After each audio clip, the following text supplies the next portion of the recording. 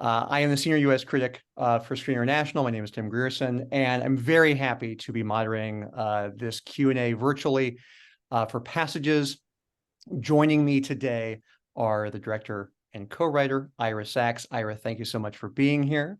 Thanks, Tim. Nice to see you again. Likewise. And also, we're very happy to have one of the stars of Passages, who is the recent winner of the New York Film Critics Circle Prize for Best Actor for this film, richly deserved, Franz Rogowski. Franz, thank you so much for being here as well. How are you doing today? Uh-oh. Good. Franz, thank you so much for being here. Good. You're a little bit freezing. I think we're getting you frozen for some reason now. Wait a second. Sorry. I think we got to make sure he's got consistent. Of course. Is it getting better? I think so. Let's keep an eye on it to make sure that it's working. But right now you seem fine. We'll keep an eye on it though during this. My first question actually is for Ira. Ira, you have talked about the fact that you wrote the character Tomas with Franz in mind, partly out of inspiration of seeing him in Michael Haneke's film Happy End. I was curious though, was Tomas a character that you had been already started to think about? Were you developing the character, or was it really seeing Franz in Happy End where you thought, I want to do a character that I think this actor can play really well? The order of business was seeing Franz, and then a few years later, really having this idea for a film centered around a man with some amount of power who both tried to hold on to that power and gain more things in his life, who wants a lot.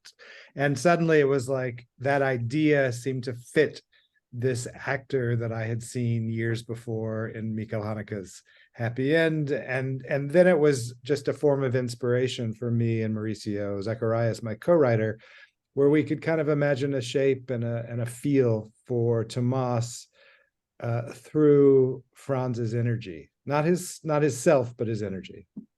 And at that point, when you're sort of developing the idea, was it already the idea of a romantic triangle? And was I guess I'm curious, like, was it Tomas and then you built out from that, or did you always think romantic triangle? We really wanted to make a triangular film. Yeah. We had made an ensemble film just before, and we were interested in the energy and the kind of dynamic quality that we had found in previous films with triangles. And so really there was this idea that it was going to be three people and a round robin of desire between those three people. For Franz, of course, it's been talked about a lot that Ira wrote this script for you. Did you know that when the script came your way?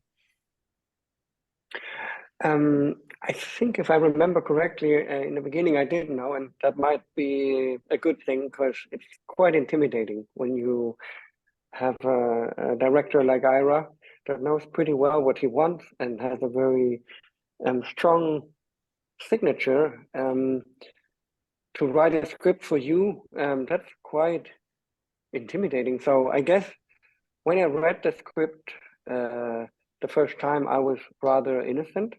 I think I only knew one of Ira's movies, and then I got into his work more, and I knew after an hour or so that I really, really would like to do this movie. And then we talked, and then Ira told me that he wrote the script for me, and he told me that I don't even have to prepare too much, just learn my lines, because he wants me to be me, and I was wondering if I am Tomas or if Tomas is me. That was quite an interesting moment.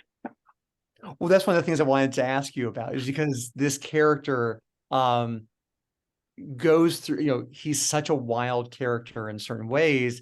And did you feel challenging at first? You read the script, you responded to it so positively, but the different kind of things that he does to these two characters. So he's so emotionally maximum in terms of his wants and his needs and his desires. Did that prove to be a challenge in terms of just understanding that character and the type of guy that Tomas is? Oh yeah, that was precisely what we were interested in. Not like, a good guy that leads the audience towards some kind of solution for the mess that we are in as human beings, but someone that is lost, someone that is creating friction, and therefore someone that is very dramatic and very, cinematographic in a way. So I guess wherever he goes, he creates drama, and that was what interested us, I want to say that But I on was, the page, I mean, sorry for, I just no, want to yeah. add, it's very, on the page, he's even more aggressive on the page, because you're missing all these little moments of, longing and belonging, and the compassionate moments of sharing a space where you might misunderstand each other, but ultimately you are in the same space and you're looking for the same things. On the page, he seems really cruel and very egocentric, sometimes to a degree where you wonder, like, how am I going to justify his behavior? And I think that was part of the joy, and it was also part of our journey to get closer to someone that it's very hard to be close to in real life. I was just going to add that as I sort of spoke and described, I wrote the film, and Mauricio and I wrote the film for Franz after only having seen him for about 15 minutes in a movie by Michael Haneke. I didn't know Franz at all. I'd not watched interviews with Franz. I'd never read an interview. I just saw him as a cinematic presence. So the relationship between Franz and Tomas is really something that has to do with things happening in the interior. And as I said, the kind of energy of Franz. But the construction is a construction of a character which he brilliantly embodies. The character has shape, the character has narrative, the character has costumes, the character has other actors in his presence, and that's all a fiction. So I think even though there's parts of Franz in the kind of magnetism of Tomas, I think it shouldn't be underestimated what he's created is so different from himself, as I know him. What is interesting, I think often you read a script and you read a scene and you feel like, oh wow, this is so emotional. This character is so, I don't know, like a hero, and I want to be that guy. And then you're on set, and doing the scene, you might realize, oh, this is really hard. It's really hard to be that person. With Tomas, it felt almost the opposite. Often I read it on the page and I was like, fuck, this is terrible. How am I going to do this? And then when we were there, with this triangle and our great director, out of a sudden, these scenes turned out to be very much, a part of the life that we've all lived, and also sometimes quite funny, even though they're cruel. So yeah, it was a very interesting process, I think. Also, Ira is quite collaborative, or at least he's very good in creating the illusion for the actors to be a part of the creative process on set. Well, that's one of the things I want to ask next to Ira, about that collaboration. I understand that you don't do rehearsals ahead of time, but on set, that collaboration, how does that work? How much do you sort of hang back and sort of let the actors have sort of a run at it, maybe a first take, and then offer direction? Or what's your process actually on set? Well, to me, direction is collaboration. So it has so many different parts of the skill set is ability to work with people and bring out what is most organic and instinctual in themselves as performers or as costume designers, or so that's part of what I access. I will say that I don't rehearse, but I spend weeks and weeks with the cinematographer coming up with a visual plan for the film, and I do storyboard. So the direction is in every stage. It's just I don't want the actors to be playing towards some sort of meaning that we've come to abstractly or in around a table or in a rehearsal. I want meaning to appear. So I have to sort of give enough liberty for the unknown to surface. Because along those same lines, obviously there are many themes inside passages: love, longing, betrayal. Along those same lines, in terms of not wanting to do a lot of rehearsal with your actors, do you also not talk to your actors about the themes and the deeper ideas because you kind of want them to bring their own interpretations of what they think their characters and the film mean? Or is that something that you do talk about with your cast? I mean, Franz, you can say if you experience it differently. My intention really is to talk as little as possible about things like subtext and metaphor, like to resist metaphor. The whole movie has a metaphor because he begins on a pedestal and he ends up on the floor. That's a metaphor in itself. Like that's the whole narrative arc of the film, and that's constructed in the screenplay. So there is obviously some sort of morality and metaphor in the film. But to talk about the metaphors for me with the actors minimalizes things and makes concrete the things that I'd rather keep abstract. Franz, I'm interested for you. Do you, in terms of your performance, do you think about subtext, deeper themes, or are you just focusing on the character and the journey that the character is going on? I think of subtext most of the time, also context and rhythm. I always try to find some deeper meaning to the scene, and most of the time for me, deeper means more abstract or like more meaningful than just a character's emotion. But you can think as hard as you want and be as smart as you want. At the end of the day, you have to come back to the emotional scale of a human being, you know, that is lost in time and space. Someone that wants somehow to hold onto this illusion of a linear evolution of the human condition. And that's also what we did, you know. There was like a mutual understanding for the symbolism or the metaphors or the, you know, the possible ways to read a scene. So we didn't really have to talk about it. It felt more like we were partners in crime, knowing that what we actually are doing here and what we want to do and what the scenes are about is something that we are interested in because somehow we understand the different layers of the story. But it never felt interesting to us to create a hierarchy where one layer of, you know, meaning or one possible way to read a scene would be more important than another. And I think that's very much also what Ira cinema is about, that you see an actor, but you also see a line and an actor who says a line, but then also you see a fictional character that becomes a human being, and a human being that at the same time is somehow Ira Sachs.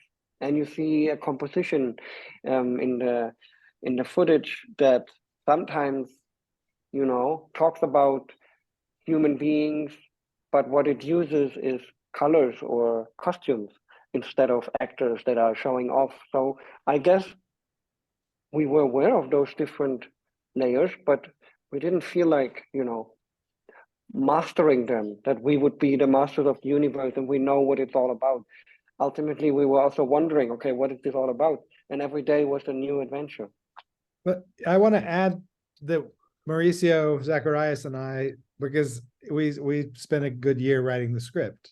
So the script actually has in itself a lot of meaning that it offers to the film by its pretty traditional construction. Actually, it doesn't appear as a traditional film, but it actually follows through with kind of the demands of drama, and each scene has consequences and things change in every moment, and that's part of the construction of the story. I think the kinds of screenplays that I'm interested in making as films, the screenplay then ultimately ends up disappearing because it is not a literary text. It's a visual text, and it's a text of words, but also of silence.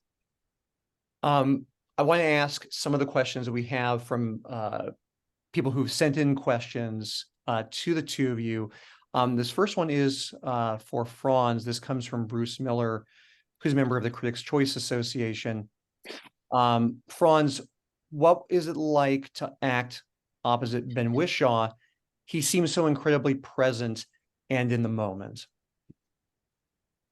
It's a gift, and it's a cheesy answer, but it's really true. Sometimes you work with people that you deeply admire, and Ben, for me, is one of those artist. He is capable of integrating like 1,000 micro gestures in one gesture. He's able to say so many things with one line all at the same time. And yeah, I think he has a color to offer that I've never seen before. And I was curious to spend some time with him. And I think, yeah, the first time we met in a cafe with Ira. Ira said, yeah, we are going to have a coffee. And then Ira left after 30 seconds. That was a bit mean, but it was part of the strategy, I guess.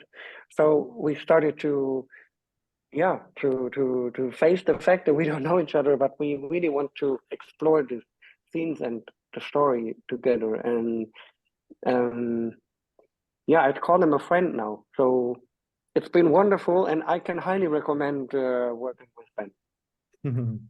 I've heard that the story about Ira's strategy about just sort of leaving the two of you together. Once Ira took off, what was the first thing that the two of you, Franz and Ben, what did you guys talk about once he left? How did you break the ice?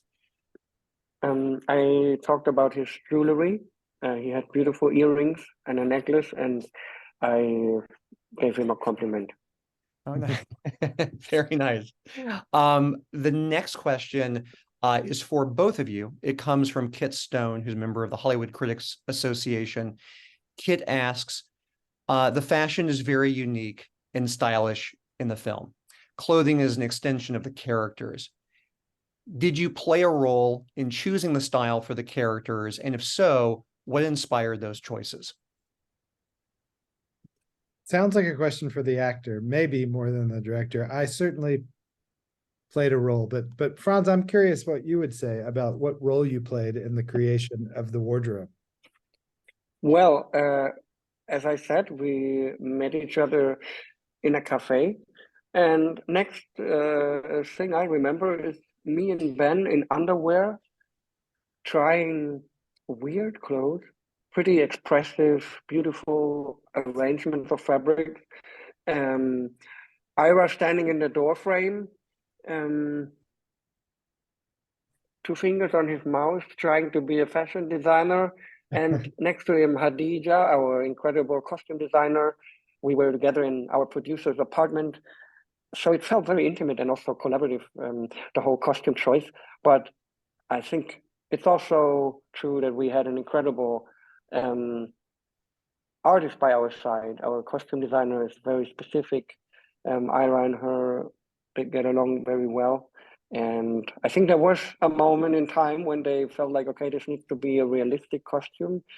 But the more they and us started exploring the costume, the more we understood that this is actually so much fun to create this heightened sense of reality, the reality they live in, that I think it's very true that these costumes are an extension of the characters. And sometimes they even played a bigger part. And as an actor, it's so comforting when you sometimes feel that that the cinematography around you and the costume somehow carry the character away, and it's not all about you and your performance of your pretending of emotions that aren't there. I think for me, I described that I started this film with Franz, this idea of a triangle, this idea of a man with power, but also I really wanted to make a film of pleasure. And for me, I thought a lot about films. I thought about Godard, I thought about Fassbinder, particularly about Contempt, and a film called Beware of the Holy Whore, which is a very visual Fassbinder film where you remember mostly the impact of clothes, even though there's an emotional impact with those clothes. And so I think Hadija and I really were thinking about what is beauty, what is color, what is skin, like the skin that's revealed or not revealed by these three actors is crucial to the film. It's really the part that you remember.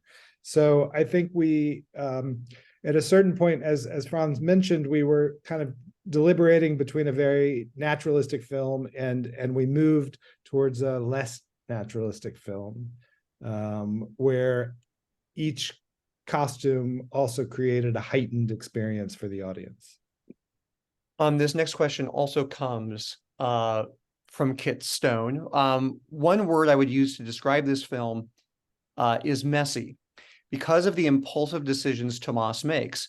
But is Tomas the villain of the story, or is he simply open to following his desires and letting the chips fall? How are we to view this uninhibited character?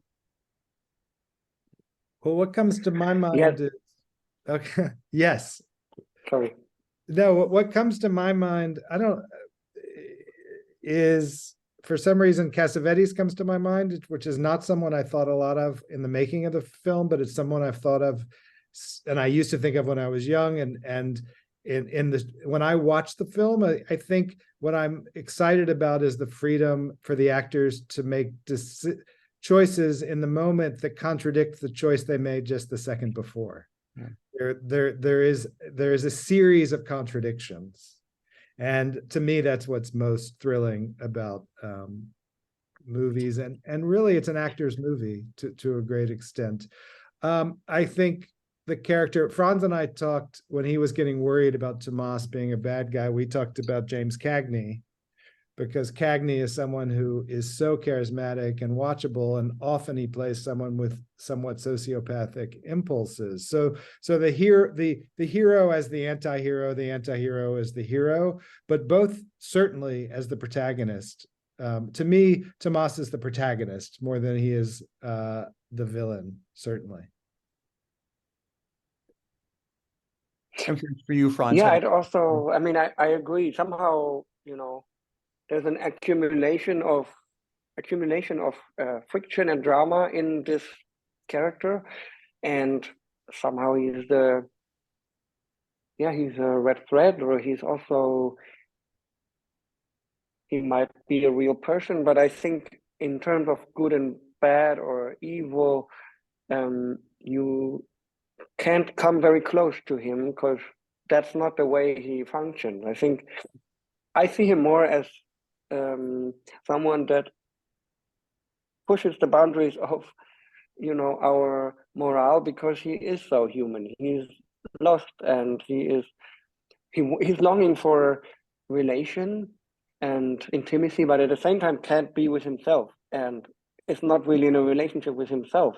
Therefore, he's never really in the moment, but constantly somehow driven by his desires and fears, and that makes real interaction quite difficult. But I think a bit of compassion is also nice when you look at him, because he's lost. I mean, at least for me, it was very important to be compassionate and not just passionate when it came to understanding the character's choices, because ultimately we all want quite similar things. I don't see him as a good or bad guy. I see him as someone that is very much alive in the messiness that we humans create all the time. I really like that phrase, he is so human, because I think that's really the quality that makes him quite a beautiful performance for me, is that he is so human. The next question comes from Randy Myers, who's a member of the Society of LGBTQ Entertainment Critics. Randy's question is for both of you.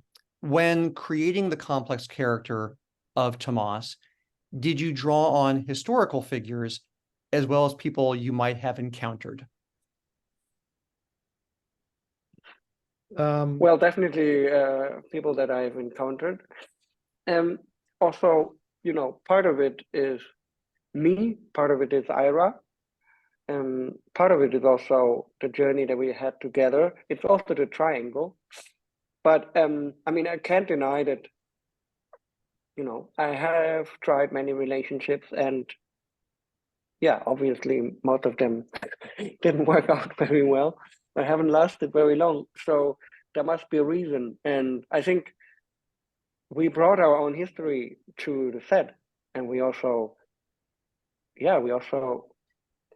were invested with these emotions on set, and we didn't hold back. This is probably part of all our life, and I would include Ben, and I would include Adele. Maybe it's an extreme version of Mm. something that we all know, even inside of us, not just, in others. Mhm. Yeah, I mean, specifically, I would say that I saw some footage of Maurice Pialat shooting a film called Police, which was really helpful for me because it gave me a kind of charismatic, powerful man who is willing to kind of move past a comfortable place with the people that he's working with, and I got some ideas from watching that footage on a documentary.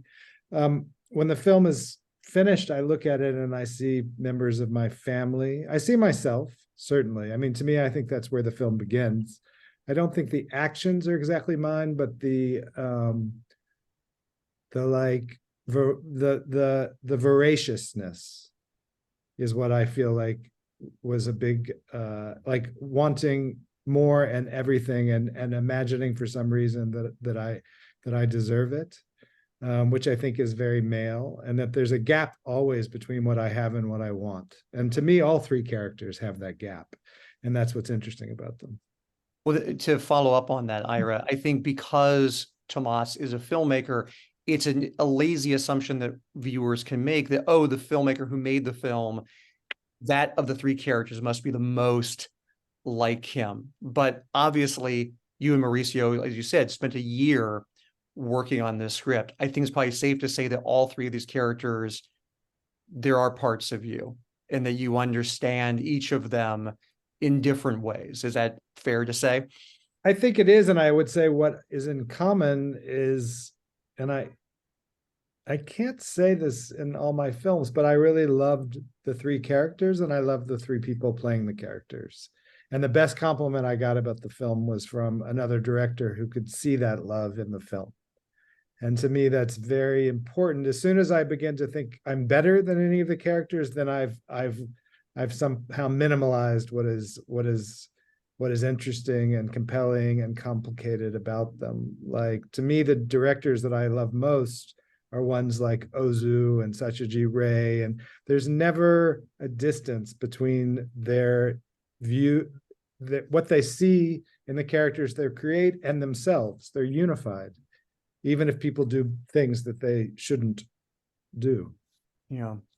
They're on the same side, and I felt very much on the same side as these three.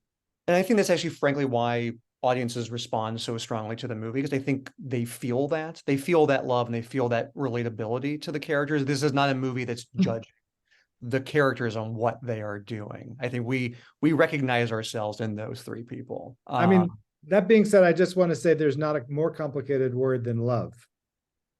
Like, thousands and thousands and thousands of pages can and have been written, millions of pages have been written about what is the definition of love. So I'm not saying it's a simple feeling, but it's certainly one that's present. The next question comes to us from Andrew Sweatman, who is a member of the Southeastern Film Critics Association. Andrew's question is for Ira. We talked about this a little bit, but what qualities were you looking for when casting the Tomas part? But also, what about the other two characters, Martin and Agatha? Those two characters as well. What qualities were you looking for in casting? To me, it's always a certain commonality that I look for in the actors that I cast, which is really like, I'm interested in how they get from one word to the other, how they move through silence in a way that seems invisible. There's a kind of acting in which you can't actually see the work, but somehow the work transforms the words into something meaningful. I actually always think about John Travolta as an actor who is able to do that, to make what is passes for the everyday somehow strangely monumental, even if it's just picking up a cup, or in Franz's case, like, walking upstairs or entering a room. How much meaning a great actor can find. But what I like is the actor who somehow makes that invisible.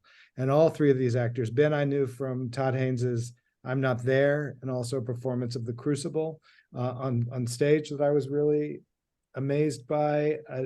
Adele, I knew from Justine Triet's film Sybil. And it was a small performance in that, but a very, very beautiful performance that got me interested in Adele. Because these three characters are so intertwined in each other's lives, I was wondering for you, Ira, and then I want to ask Franz something. Are you concerned about chemistry in terms of like casting for that? Because like you said, you didn't know really anything about Franz when you wrote that character. You're kind of going on a feeling. Casting the three actors together, is it also a feeling that I think these three people are going to have sparks with each other? I think I have a certain amount of confidence because I've been doing this for 30 years. And I somehow tend to be able to imagine people together, and it generally works. It doesn't mean, for example, I don't know what the chemistry is going to be when it comes to a physical scene or a sex scene, or what's going to happen in a conversation scene. So it's always a risk until we start shooting. But it's not something I worry a lot about, this concept of chemistry. I do worry about how they're going to perform like sexual scenes. That's like a lot of it's like a certain trust that they're going to find something. Or Franz, we talked a little bit about you meeting Ben, meeting Adele. Did the two of you know each other before this, or was this the first time the two of you had met? That was the first time we met. I remember arriving on set and going to some kind of a cafeteria, and there was this woman sitting in the window with a very loud and dark voice, smoking one cigarette after another, leaning on her elbow. She was so cool and intimidating. I was wondering, who is that woman? It turned out to be Adele, and we would have an affair. So it was pretty thrilling. And sometimes I'm really naive, so I didn't really prepare for our meeting, and I hadn't seen Blue is the Warmest Color, so I didn't know how powerful she is.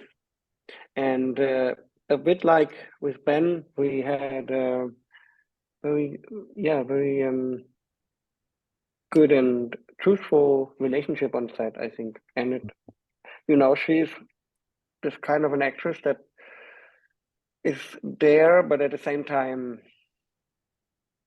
not. She is like tired and awake at the same time, and I mean that as a compliment. She is effortlessly powerful, and that is something that creates a dignity that you can't achieve when you're trying too hard. And sometimes you see incredible performances that I find mesmerizing, but ultimately they are like really well done acting jobs. Like a lot of method acting is like impressive and super powerful, but it's someone who does a really good job. And in the society we live in, I don't always want to see people that do a very good job. And with her, I don't know how she does it. She sometimes, refuses to work, and is so good at just, existing in a scene. And she doesn't refuse to work as an actress. Just as a human being on screen, she seems often like it seems like she's keeping a secret, and I want to know what it is. Yeah, I think that's very well put about what Adele brings to that movie. It just, there is this naturalness, this mystery to her and to the character. Another question from Kit Stone from Hollywood Critics Association. It's about the last shot in the movie. The question is, the last shot where Tomas is riding his bike through Paris. At first, he seems to be riding, as he always does, towards a destination. But then so subtly, his expressions begin to change and the speed of his writing slows. When we are close up on him, we can see he's in thought or realization and then stops. What's happening with Tomas in this moment? What was his resolve?